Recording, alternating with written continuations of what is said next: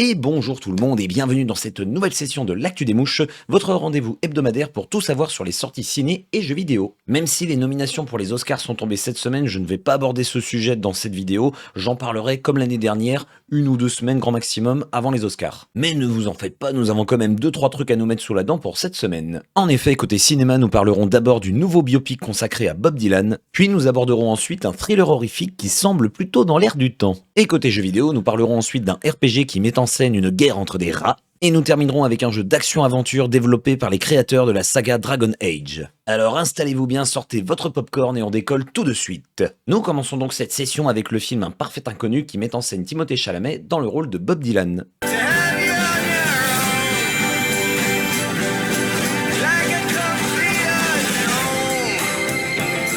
C'est un biopic qui nous plonge dans les débuts tumultueux de la carrière de Bob Dylan qui tente à ce moment-là de se faire un nom justement dans le monde de la musique folk. Le film devrait donc visiblement jongler entre les différentes attentes du public et les critiques de l'époque qui l'accusaient justement de trahison quand il a commencé à électrifier un petit peu son style. Je pense honnêtement que ça peut être intéressant, les premiers retours que j'ai vus sont plutôt positifs. Je vous cache pas que je suis pas un grand fan de Timothée Chalamet.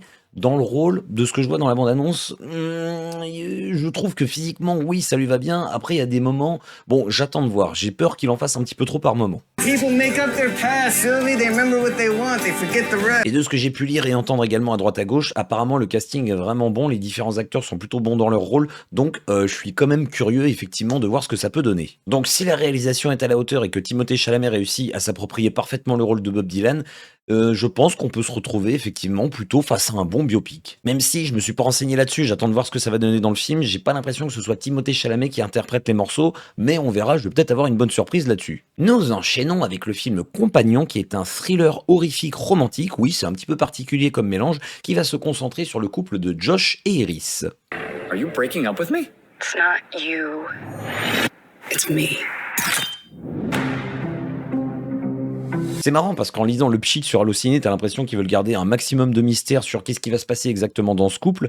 L'histoire se déroulant visiblement lors d'un week-end entre amis qui va tourner un petit peu au drame.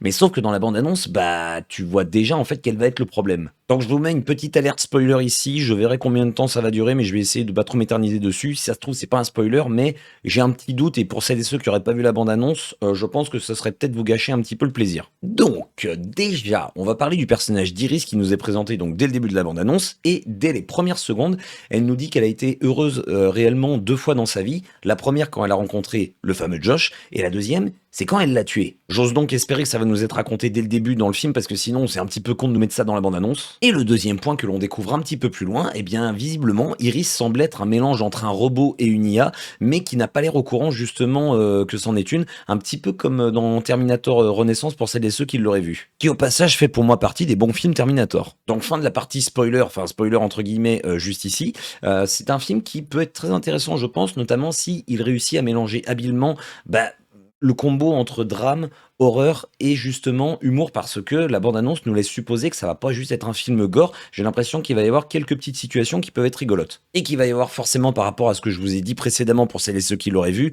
des petits questionnements sur notre existence, l'âme, ce genre de choses. Je pense qu'on devrait avoir des petits points intéressants là-dessus. Donc j'espère vraiment qu'ils nous ont pas tout dévoilé dans la bande-annonce, parce que franchement je serais dégoûté si c'est le cas, parce que le film a l'air plutôt prometteur. Même si j'ai l'impression d'avoir déjà un petit peu deviné la structure du film, je sens qu'on va partir dans une romance au début qui va se transformer ensuite en, bon allez, on va dire entre drame et horreur, avec justement une première révélation qui va apparaître, puis après ça va partir à mon avis dans le gore.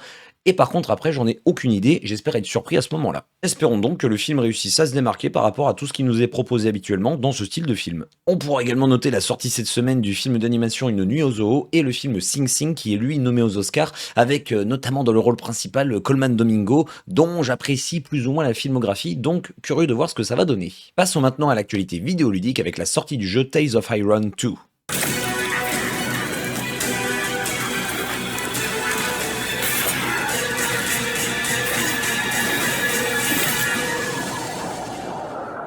Il s'agit d'un RPG en 2D en monde semi-ouvert qui est la suite du premier Tales of Iron qui a été commercialisé en 2021 qui apparemment a eu pas mal de succès à l'époque. Nous allons donc suivre le périple du jeune Harlow qui va avoir pour mission de mettre un terme à la menace du clan des Ailes Obscures. Et je dois reconnaître que ça a l'air vraiment pas mal. Déjà visuellement je trouve qu'il y a quelque chose de vachement intéressant. C'est de la 2D mais c'est pas de la 2D comme on peut le voir habituellement. Il y a quelque chose d'un petit peu atypique dans ce qui nous est proposé. Et au niveau du gameplay, même si ça a l'air plutôt classique dans ce qui nous est proposé, je trouve que les animations sont vraiment pas mal, les combats ont l'air assez dynamiques, donc très curieux de voir ce que ça peut donner. N'ayant malheureusement pas joué au premier opus, même si, comme je vous le disais tout à l'heure, c'est un jeu qui a plutôt cartonné à l'époque, je ne vais pas avoir donc d'éléments comparatifs ici à vous soumettre. Mais celles et ceux qui y ont joué justement à l'époque, je vous invite à me faire des petits retours en commentaire. Je serais même curieux de savoir parmi vous qui a déjà joué au premier jeu, parce que je vous jure, c'est vraiment marqué succès commercial. Donc, très curieux de voir s'il y a que moi qui n'ai pas joué à ce premier opus. Mais dans tous les cas, ce jeu a l'air bien cool. Ah oui, excusez-moi, je suis un peu con, j'ai oublié de vous dire que ça sortait ce mardi 28 janvier sur toutes les plateformes, donc n'importe qui peut y jouer. Alors cette semaine, il y a pas mal de jeux qui sortent, mais pour garder un format suffisamment court dans mes vidéos encore une fois,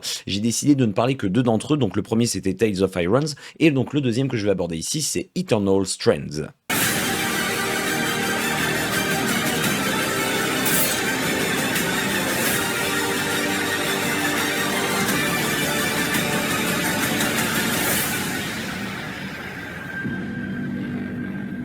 N'hésitez pas déjà dans un premier temps à me faire un petit retour en commentaire, savoir si vous aimeriez que je parle d'un petit peu plus de sorties chaque semaine.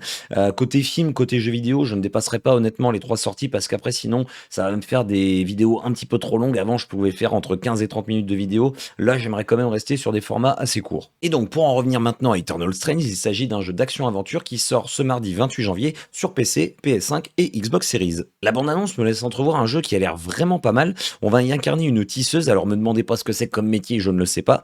Qui va évoluer donc dans un monde visiblement semi-ouvert également un petit peu comme Tales of Irons, même si là c'est pas de la 2D, c'est de la 3D. Et donc notre quête en tant que joueur va être absolument simplissime, sauver un monde perdu suite à un cataclysme. Comme je vous le disais en introduction tout à l'heure, le jeu a été développé par les créateurs de la saga Dragon Age. Alors tu sens qu'ils se sont inspirés de pas mal de choses pour faire ce jeu justement. Il y a des inspirations de Zelda Breath of the Wild pour notamment tout ce qui va être grimpette un petit peu partout. Il y a des inspirations également du jeu Shadow of the Colossus, on le voit notamment quand notre personnage escalade les différents boss. Et ça, je l'invente pas, hein, ça a été dit par les développeurs. Ils ont reconnu qu'ils se sont inspirés de ces jeux-là. Et normalement, si on se fie à la bande-annonce, on devrait avoir droit à des combats plutôt épiques. Ça a l'air vraiment pas mal au niveau des possibilités. On va pouvoir affronter les ennemis de manière directement physique, mais on va avoir également des pouvoirs magiques qui vont nous permettre, on le voit à un moment donné dans la bande-annonce, de stopper carrément un ennemi. Je crois que c'est de la glace ou quelque chose comme ça.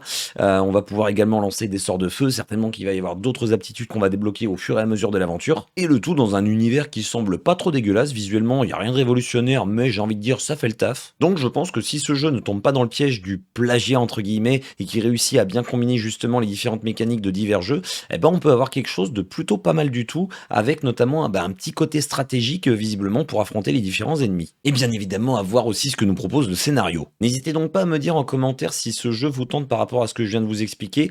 Je vous cache pas que le mélange de Shadow of the Colossus et Zelda, ça me tente pas mal. Alors j'ai pas encore fait Breath of the Wild. Pas de panique, ne criez pas au scandale, je le ferai en live un jour sur ma chaîne Twitch, je rappelle, vous avez le lien dans la description si vous le souhaitez. Et pour terminer cette session, nous allons évoquer les autres sorties vidéoludiques de la semaine. On va avoir en vrac le jeu donc Citizen Sleeper 2, qui est un RPG narratif. Nous avons le jeu Hello Kitty Island Adventure, qui est un jeu certainement extrêmement attendu. C'est un jeu de simulation de vie. Je rigole, hein, mais ça se trouve, c'est un très bon jeu. Hein. On va avoir également le jeu Sniper Elite Resistance, qui est un jeu de tir à la 3e personne. Nous avons un nouvel épisode de la saga Phantom Brave qui s'intitule Phantom Brave The Lost Hero, qui est un jeu de rôle tactique. Nous avons également Robots at Midnight, qui est un jeu d'action RPG. J'ai hésité à vous en parler de celui-là, mais j'ai choisi Eternal Strands. On va avoir également Virtua Fighter 5 Revo, je sais pas comment le prononcer, qui est un remaster, si je ne dis pas de bêtises, oui c'est ça, de Virtua Fighter 5 Ultimate Showdown. Et nous avons également la sortie du jeu Orcs Must Die Death Trap, qui est un jeu d'action et de tower defense. Je vous invite donc, s'il y a des jeux qui vous intéressent parmi ceux que je viens de vous citer, à regarder directement la bande-annonce sur YouTube. Il y en a quelques-uns qui ont l'air assez intéressants honnêtement. Et puis j'ai envie de dire, nous en avons donc terminé pour cette session de l'actu des mouches. J'espère que je vous aurai donné envie d'aller voir certains films et ou de tester, de jouer à certains jeux. N'hésitez pas à me dire en commentaire lesquels justement. N'hésitez pas encore une fois à me laisser un petit pouce comme ceci ou comme ceci. Et il ne me reste plus comme d'habitude qu'à vous souhaiter une excellente journée, une excellente soirée et ou une excellente nuit. Comme d'habitude, prenez soin de vous et bisous tout le monde.